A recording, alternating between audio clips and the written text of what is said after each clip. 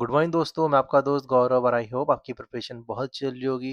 जैसा कि दोस्तों हमने पिछले लेक्चर में गोबान के बारे में पढ़ा था, उसके बाद हमने लुशिंगटन के बारे में पढ़ा था और फिर हमने हेनरी बैटन के बारे में पढ़ा था। ठीक है, तो जो आज की क्लास होगी एक्चुअली पार्ट 3 है, ब्रिटिश कुमाऊं एंड उत्तराखंड। ठीक है, मतलब ये टॉपिक आप देख सकते हो, आज पार्ट 3 आएगा। आज मैं आपको ए टू जेड पढ़ाऊंगा रैमजे के बारे में, हेनरी रैमजे के बारे में।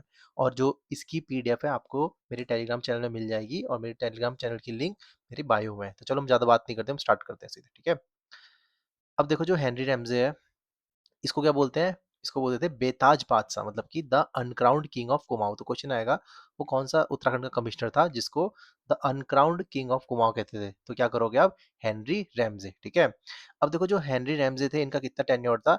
ये 44 ईयर्स तक उत्तराखंड में मतलब एक एडमिनिस्ट्रेटिव पोस्ट में थे। ठीक है, जिसमें से इनने 28 साल तक कमिश्नर रहे थे। तो देखो कितने लंबे टाइम तक कमिश्नर रहे ना। तो क्वेश्चन आएगा कि सबसे लंबे टाइम तक कौन थे कमिश्नर उत्तराखंड के? तो क्या करोगे? हेनरी रैमजे करोगे। ठीक है, और जो हेनरी रैमजे थे ये ओरिजिनली कहाँ के थे? ये स्कॉटलैंड के नेटिव थे। ठीक है, कहाँ के थे? स्कॉटलैंड के थे। और जो लॉर्ड डलहौजी थे ना, गवर्नर जनरल, उनके ये कजन हुआ करते थे। तो याद रखना। ठीक है, तो उत्तराखंड का कौन सा कमिश्नर लॉर्ड डलहौजी का कजन था? तो क्या कर दोगे? Henry Ramsay. ठीक है, अब देखो ऐसा कहते हैं कि जो हेनरी रैमजे है, इनकी जो शादी हुई थी वो किसके साथ हुई थी? जो कमिश्नर थे लुशिंगटन। लुशिंगटन कौन थे? हमने पिछली बार पिछले पार्ट मतलब पार्ट 2 में हमने पढ़ा था। जो लुशिंगटन थे वो he is the only commissioner of Uttarakhand जिनकी उनके कार्यकाल में डेथ हुई थी। ठीक है, तो जो लुशिंगटन है उनकी जो बेटी है उनके साथ किसकी शादी हो जाती है? हेनरी रैमजे की शादी हो जाती है। तो याद रखना। और ये 1884 पे रिटायर हो जाते हैं और उसके बाद ये कुछ टाइम तक अल्मोड़ा में रहते हैं और 1892 तक ये अल्मोड़ा में रहते हैं। ठीक है, रिटायरमेंट के बाद। तो ये भी याद रखना। अब देखो इनको कुछ कुछ टाइटल मिलते हैं, जैसे कि इनको रामजी साहब भी बोलते थे। तो याद रखना, रामजी साहब किसको बोलते हैं? हेनरी रैमजे को। और अनक्राउंड किंग ऑफ कुमाऊं, मतलब कि बेताज बादशाह, मैंने आपको बताया। ठीक है, अब जो हेनरी रैमजे है इनको विश्वकर्मा बोलते हैं। कहाँ का? भाबर का। तो इंपॉर्टेंट है, भाबर का विश्वकर्मा किसको बोलते हैं? तो हेनरी रैमजे कर देना। भाबर में क्या क्या आ जाता है आपका? टनकपुर, बनबसा, उस साइड का जो भी एरिया है ये सब भाबर में आ जाते हैं। ठीक है, तो क्वेश्चन आएगा भाबर का विश्वकर्मा किसको बोलते हैं, या फिर आर्किटेक्ट ऑफ भाबर किसको बोलते हैं? तो क्या करोगे? हेनरी रैमजे को। ठीक है, अब देखो क्या था, जो हेनरी रैमजे थे ऐसा कहते हैं कि यार ये पहाड़ी जो लोकल भाषा वगैरह है काफी बात करते थे, मतलब उस लैंग्वेज में बात कर सकते थे। और जो ये मड़वा, इनको मड़वा बहुत पसंद था खाने में। देखो ये तो इनका पर्सनल है। ठीक है, तो अगर क्वेश्चन आएगा कि यार वो कौन सा कमिश्नर था जिसको मड़वा खाना पसंद था, तो क्या करोगे आप? Henry Ramsay. ठीक है, वैसे ऐसा क्वेश्चन तो आएगा नहीं। और ऐसा कहते हैं जो गरीब फार्मर्स होते हैं उनके घर पे जाके मड़वा वगैरह खाते थे। ठीक है, जिसको क्या बोलते हैं? Finger millet. और फिंगर मिलेट क्या है? It's a kharif crop. ठीक है, अब देखो क्या था, इनने अपोज किया था किसको? इनने कहा था कि जो उत्तराखंड है, उत्तराखंड में सिर्फ उत्तराखंड के लोग ही रहेंगे, कोई ब्रिटिशर्स आके यहाँ नहीं बसेंगे। ठीक है, क्वेश्चन आएगा स्टेटमेंट में बन सकता है, क्या हेनरी रैमजे ब्रिटिशर्स को उत्तराखंड में बसाने के खिलाफ थे? तो खिलाफ थे, सही बात है। ठीक है, वो नहीं चाहते थे कि उत्तराखंड में ब्रिटिशर्स आके रहें। ठीक है, तो याद रखना। अब देखो इनने क्या किया, ये जो नैनीताल है, जैसे स्कूल कैपिटल ऑफ इंडिया किसको बोलते हैं? देहरादून को बोलते हैं ना। तो ये नैनीताल को स्कूल कैपिटल ऑफ इंडिया बनाने की इनकी पूरी कोशिश थी, बट नहीं बना पाए। ठीक है, अब जो भी नैनीताल में एक से एक स्कूल है, वो किसकी देन है? वो सब रैमजे की ही देन है, याद रखना। ठीक है, तो नैनीताल को एक एजुकेशन स्कूल हब बना स्कूल एजुकेशन हब बनाने वाले थे। ठीक है, और ये क्या करते हैं? 1858 में एक रेजिमेंट बनाते हैं जिसका नाम क्या होता है? हिल रेजिमेंट। तो क्वेश्चन आएगा हिल रेजिमेंट 1858 में किसने बनाई थी? तो क्या करोगे आप? हेनरी रैमजे करोगे। ठीक है, अब देखो इनके बारे में ऐसा कहते हैं कि इतने फेमस थे, देखो 4-4 महीने के टाइम पे रहते थे। 4 महीने बिनसर में रहते थे, 4 महीने अल्मोड़ा में रहते थे और 4 महीने भाबर में रहते थे। ठीक है, भाबर को क्या बोलते हैं? इनको क्या बोलते हैं? Architect of Bhabar. तो याद रखना, 4-4 महीने अलग अलग जगह रहते थे। अब देखो इंपॉर्टेंट है, इनने क्या किया था? इनने तराई बाबर में इरिगेशन सिस्टम अच्छा करने के लिए इनने क्या बनाया था? एक तराई इंप्रूवमेंट फंड। ठीक है, तो क्वेश्चन आता है जो तराई इंप्रूवमेंट फंड है वो कब बना था? 1883 के टाइम पे बना था। और उस टाइम पे कमिश्नर कौन थे? तो किसने बनवाया था? तो क्या करोगे? Henry Ramsay. याद रखना। ठीक है, तराई इंप्रूवमेंट फंड किसने बनाया? हेनरी रैमजे ने। और इनने इंपॉर्टेंट है, देखो क्या होता है, लैंडस्लाइड आता है नैनीताल में, लैंडस्लाइड आती है बहुत भयानक वाली। तो क्या करते हैं, उसी के अगले साल देखो क्या करते हैं कि हिल साइड सेफ्टी कमेटी बनाते हैं। तो ये इंपॉर्टेंट है, क्वेश्चन आता है कि हिल साइड सेफ्टी कमेटी किसने बनाई थी? तो हेनरी रैमजे ने बनाई थी। कब बनाई थी? 1867 में बनाई थी। क्यों? क्योंकि जब जिस जिस टाइम पे ये थे उस टाइम पे नैनीताल में बहुत भयानक एक लैंडस्लाइड आ जाता है। ठीक है, तो याद रखना, हिल साइड सेफ्टी कमेटी किसने बनाई है? हेनरी रैमजे ने।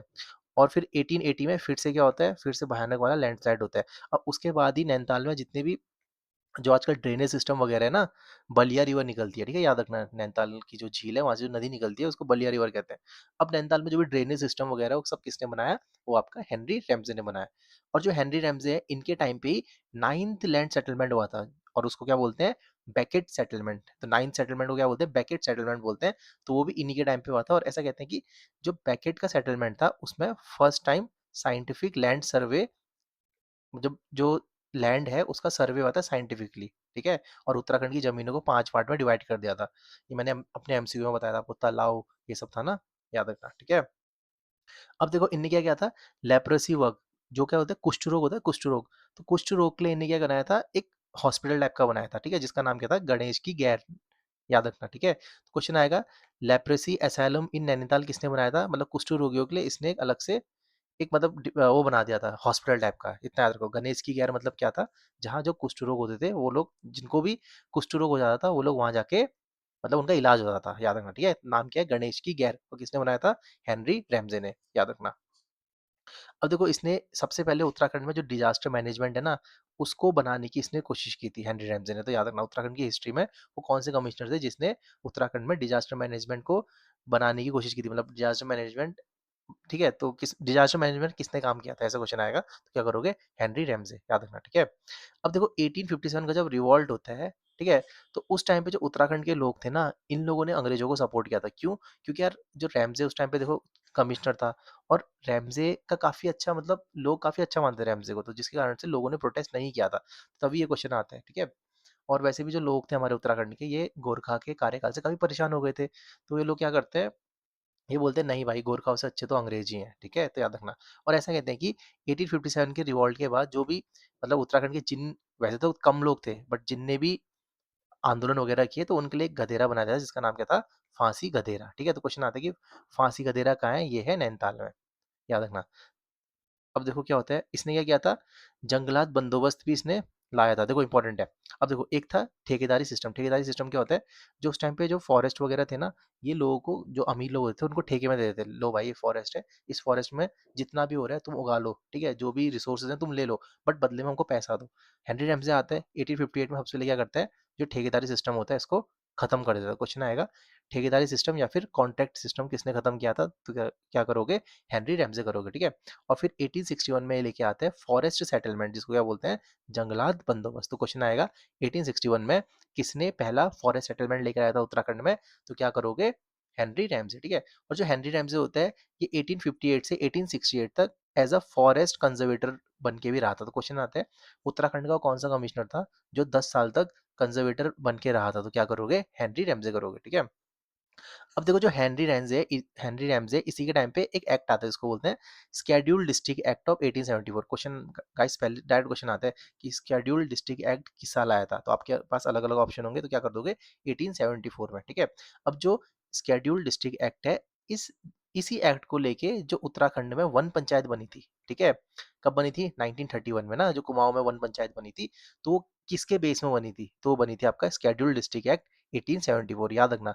यहाँ से देखो ये भी आ सकता है, उत्तराखंड में वन पंचायत कब बनी थी? तो क्या करोगे? 1931। और किस बेस में बनी थी? शेड्यूल्ड डिस्ट्रिक्ट एक्ट ऑफ 1874, याद रखना, ठीक है। और जो हेनरी रैमजे है, इसके टाइम पे एक मेथोडिस्ट चर्च बना था 1858 में, ठीक है, याद रखना।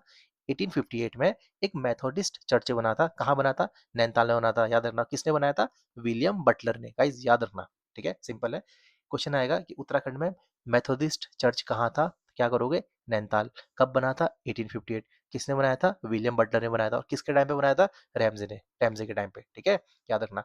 और देखो जो रैमजे थे ना, रैमजे ने ही जो उत्तराखंड में रेवेन्यू पुलिस सिस्टम है 1874 में, इसी ने बनाई थी, याद रखना। देखो 1874 ईयर इंपॉर्टेंट है, क्यों? एक तो शेड्यूल्ड डिस्ट्रिक्ट एक्ट है और एक क्या है? Revenue police system. जो हेनरी रैमजे थे ना, ये जो सिविल पुलिस है, जो आजकल वर्दी वाली पुलिस होती है ना, उसके खिलाफ थे, ठीक है। तो इन्हें क्या बताया? Revenue police system. तो याद रखना 1874 में। तो गाइज यही था हेनरी रैमजे के बारे में, ठीक है। यही क्वेश्चन आता है और इसके बाहर से कुछ नहीं आएगा। आर्किटेक्ट ऑफ भाबर भी इन्हीं को ही बोलते हैं ना, ठीक है। अब देखो, अब हेनरी रैमजे के बाद जो कमिश्नर आते हैं वो ज़्यादा इंपॉर्टेंट नहीं है, बट फिर भी मैं आपको बता देता हूँ। अब देखो इंपॉर्टेंट है, हेनरी रैमजे के बाद जो नया कमिश्नर बनता है उसका नाम क्या होता है? फिशर। क्या करोगे? फिशर। कब बना था? 1884 में, ठीक है। क्वेश्चन आएगा, हेन रैमजे के बाद कौन कमिश्नर बना था? क्या कर दोगे? फिशर। और एक कौन सा था? सेवेंथ कमिश्नर ऑफ कुमाऊं था। तो फिर रैमजे कौन से हो गए? 6 नंबर के हो गए। अब है जी रॉस, इंपॉर्टेंट है। जी रॉस से क्वेश्चन यहाँ आता है, जब आईएनसी बनी थी, इंडियन नेशनल कांग्रेस बनी थी, तो उस टाइम पे उत्तराखंड का कमिश्नर कौन था? डायरेक्ट क्वेश्चन आता है, तो क्या कर दोगे? जी रॉस। कैसे याद करोगे? आर से राहुल गांधी कर दो, आर से रॉस कर दो, ठीक है, सिंपल है। तो याद रखना, जब आईएनसी बनी थी तब कौन था कमिश्नर? Ji Ross. आर से राहुल गांधी और आर से जी रॉस, ठीक है। अब देखो कैंपबेल है, इंपॉर्टेंट है। कैंपबेल कब बना था? 1906 से 1914। अब जिस टाइम पे इंडिया में स्वदेशी मूवमेंट चल रहा था, कब चला स्वदेशी मूवमेंट? 1905 से स्टार्ट हो गया था, जब बंगाल का डिवीजन वगैरह हो रहा था, तो उस टाइम पे कुमाऊं में कमिश्नर कौन था? तो क्या कर लोगे? कैंपबेल, ठीक है। और गवर्नर जनरल कौन था उस टाइम पे? कर्जन। तो सीसी करके आप कनेक्ट कर लो, ठीक है। अब था पी विडम्ब, इसका नाम है पी विडम्ब। इसका टाइम था 1914 से 1921 तक। देखो, अब वर्ल्ड वॉर वन हुआ था, कुली बेगार मूवमेंट, ठीक है, नॉन कॉपरेशन मूवमेंट, सब किसके टाइम पे हुआ था? विडम के टाइम पे। कैसे याद करोगे भाई? ये कितनी विडम्बना में था, सोच रहे हो? इसके टाइम पे वर्ल्ड वॉर वन हो गया है, कूली बेगार मूवमेंट चल रहा है, नॉन कॉपरेशन मूवमेंट चल रहा है, जलियांवाला बाग हो गया, ऐसे करके आप याद कर लो, ठीक है। पी विडम कब से था? 40 से 21। फिर आता है मिस्टर स्टिफ, ठीक है। अब मिस्टर स्टिफ था, इसके टाइम पे क्या होता है? 1921 के बाद बनता है कौन? Mister stiff. इसके टाइम पे क्या था? नायक गर्ल प्रोटेक्शन एक्ट आया था 1929 में, गाइस याद रखना। देखो, जो पहले समिति बनी थी ना, नायक मतलब नायक गर्ल प्रोटेक्शन, जो पहले समिति बनी थी 1990 में बन गई थी, बट जो एक्ट बनकर आया वो कब बन गया था? 1929 के टाइम पे, ठीक है। और उस टाइम पे कौन था? Mister Steve. कैसे याद करोगे? एस से स्टीव और एस से साइमन कमीशन। ऐसे आएगा कि जब साइमन कमीशन इंडिया में था, तो उस टाइम पे कौन था कुमाऊं का कमिश्नर कौन था? तो क्या कर दोगे? मिस्टर स्टीव, ठीक है। अब आता है इबेटसन, देखो इंपॉर्टेंट है। इबेटसन कब था? इबेटसन था आपका 1935 से 1939 के टाइम पे, याद रखना। और इबेटसन के टाइम पे क्या हुआ था? पौड़ी में इंसिडेंट, जो पौड़ी का इंसिडेंट हुआ था उसको ही बोलते हैं इबेटसन कांड, ठीक है। क्वेश्चन आएगा, जो इबेटसन कांड था वो क्या था? वो था पौड़ी कांड, ठीक है, इतना याद रखना। इबेटसन आया था, फिर आया था जीएल विवियन। देखो, विवियन के बारे में कुछ ज़्यादा इंपॉर्टेंट नहीं है, ठीक है। 21st कमिश्नर ऑफ कुमाऊं था। फिर आता है जेसी एक्टन, यहाँ से क्वेश्चन पूछता है, जो जेसी एक्टन था, देखो 41 42, इसके टाइम पे क्या था? डायरेक्ट एक्शन था ना, क्विट इंडिया मूवमेंट। तो क्वेश्चन आएगा, जब क्विट इंडिया मूवमेंट था, इसके टाइम पे कौन था उत्तराखंड का कमिश्नर? तो क्या कर दोगे? जेसी एक्टन, ठीक है, याद रखना। डायरेक्ट एक्शन हो गया था ना, ऐसे याद करना। अब है डब्ल्यू फिनले। फिनले मतलब फाइनली, फाइनली मतलब आखिरी, कौन था? इसका नाम था जो आखिरी था वो क्या था? डब्ल्यू फिनले। तो 1943 से 1947 तक, ठीक है, तो याद रखना डब्ल्यू फिनले। फिर इसके बाद इंडियन कमिश्नर बनता है, जिनका नाम क्या होता है? के एल मेहता होता है, ठीक है। तो टोटल कितने आए थे? 23rd ब्रिटिश कमिश्नर आए थे और एक इंडियन था, तो याद रखना। इंडिया आज़ादी के टाइम पे कौन था? डब्ल्यू फिनले, ठीक है। अब देखो, ये इबेटसन कांड क्या है? इसको पौड़ी कांड भी बोलते हैं। कब हुआ था? 1930 में, याद रखना, ठीक है। अब देखो, education system in British Uttarakhand, ये मैं आपको अगले लेक्चर में पढ़ाऊंगा, ठीक है। बट मैं आपको मोटा मोटा बता देता हूँ कि सबसे पहले एक एलिमेंट्री वर्नेकुलर स्कूल खुला था श्रीनगर में 1840 में। मतलब क्या होता है वर्नेकुलर स्कूल? मतलब कि एक लोकल लैंग्वेज में अंग्रेजों ने सबसे पहले स्कूल खोला श्रीनगर में, ठीक है, 1840 में। फिर वहीं से उत्तराखंड में जो एजुकेशन की नींव वगैरह थी, ये सब पड़ी थी, ठीक है। तो गाइज यही थी आज की क्लास। इसकी पीडीएफ मैं अपने टेलीग्राम चैनल में आपको भेज दूंगा। आई होप आपको पसंद आई होगी। प्लीज़ चैनल को सब्सक्राइब कर देना, लाइक कर देना, शेयर कर देना। Thank you guys.